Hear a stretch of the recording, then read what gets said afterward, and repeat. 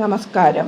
നമ്മൾ ഇന്ന് നോക്കാൻ പോകുന്നത് നിങ്ങളിപ്പോൾ എന്ത് പ്രശ്നമാണ് അഭിമുഖീകരിക്കുന്നത് എന്നും എന്ത് മനോഭാവം അതിന് സ്വീകരിക്കണമെന്നും എന്ത് കാര്യമാണ് നിങ്ങൾ അതിനു വേണ്ടി മനസ്സിൽ വയ്ക്കേണ്ടത് എന്നും നമുക്ക് നോക്കാം.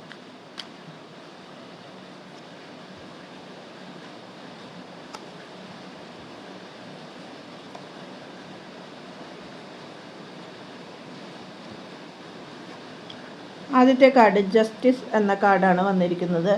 രണ്ടാമത്തത് 5 ഓഫ് സോർഡ്, മൂന്നാമത്തതും 5 ഓഫ് കപ്പ് എന്ന കാർഡാണ് വന്നിരിക്കുന്നത്. ഇവിടെ നിങ്ങൾക്ക് ചില കാര്യങ്ങളിൽ ഒരു നീതി കിട്ടുവാൻ വേണ്ടിയാണ് യൂണിവേഴ്സിനോട് ചോദിക്കുന്നത്. എന്ത് കാര്യങ്ങളിൽ തന്നെയായാലും അത് ചിലപ്പോൾ ലീഗലി ആയിട്ട് നിങ്ങൾക്ക് പോയിട്ടുണ്ടാകാം. അതിന് ഒരു നീതിയാണ് നിങ്ങൾ ഇപ്പോൾ ആഗ്രഹിച്ചു കൊണ്ടിരിക്കുന്നത്. റിലേഷനിലാവാം, അല്ലെങ്കിൽ ഫൈനാൻഷ്യലാവാം, എന്തിന് തന്നെയായാലും ഒരു നീതി ലഭിക്കണമെന്ന് ചിന്തിക്കുന്നു. ഇനി നിങ്ങൾ 5 ഓഫ് സോർഡ് എന്ന ഈ കാർഡ് പറയുന്നത് നിങ്ങളുടെ മനോഭാവം അതിന് വെല്ലുവിളികളോട് മുട്ടുവാനാണ് നിങ്ങൾ ആഗ്രഹിക്കുന്നത്. അവിടെ നിങ്ങൾക്ക് ചില തോൽവികൾ സംഭവിച്ചിട്ടുണ്ടാകാം. പക്ഷേ അതിനെ അതിജീവിക്കുവാൻ വേണ്ടിയാണ് നിങ്ങൾ അവിടെ നിൽക്കുന്നത്.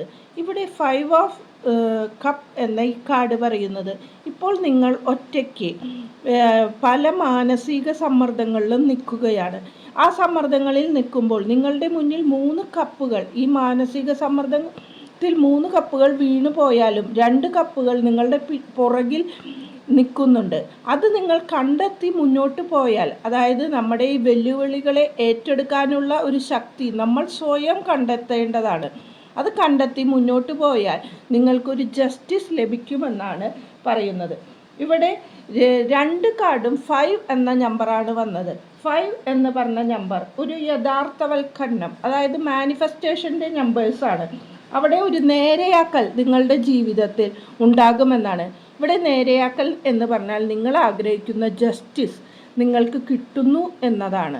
അതിന് ചിലപ്പോൾ കുറച്ച് സമയം കാത്തു നിൽക്കേണ്ടി വരും. അത് നിങ്ങളുടെ മനോഭാവം അനുസരിച്ചാണ് ആ നീതി കിട്ടുന്നത്. അത് സ്വീകരിക്കാൻ നമ്മുടെ മനസ്സ് എപ്പോൾ തയ്യാറാവുന്നോ അപ്പോൾ യൂണിവേഴ്സിൻ്റെ വശത്തു നിന്ന് ആ നീതി നമ്മൾക്ക് കിട്ടും എന്നതാണ് പറയാനുള്ളത്. ഒരു നല്ല ദിവസം ആശംസിക്കുന്നു. നന്ദി, നമസ്കാരം.